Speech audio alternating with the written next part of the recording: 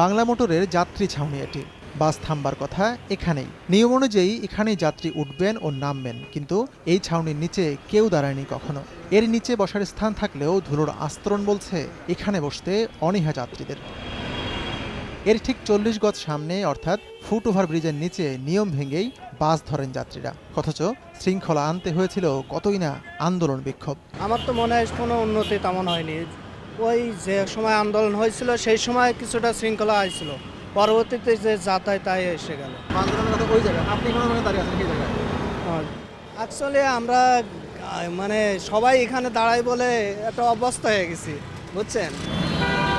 সময়ের চেয়ে জীবনের মূল্য অনেক বেশি, তারপরও মানুষ রাস্তা পার হচ্ছেন জীবনেরই ঝুঁকি নিয়ে।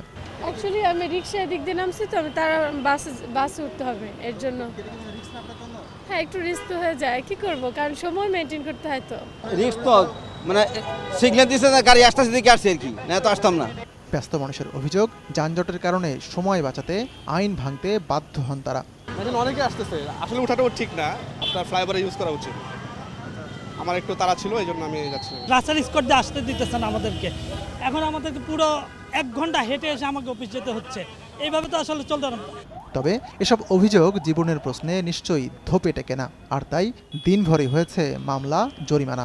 ওরা দেখে যে আমরা আছি কিনা, আর আমাদের উপস্থিতি দেখলে ওরা ঠিকই গেট বন্ধ রাখে এবং নির্দিষ্ট স্টপেজ ফলো করে। তবে সেক্ষেত্রে যাত্রীদের একটা সমস্যা হচ্ছে, যাত্রীরা নির্দিষ্ট স্টপেজে না দাঁড়াইয়া ক্রসিং কেন্দ্রে এসে দাঁড়ায়, এই কারণে একটু সমস্যা হচ্ছে।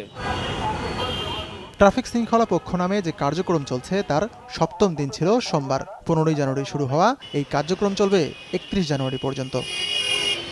আতিকুর রহমান তামাল, সময় সংবাদ, ঢাকা।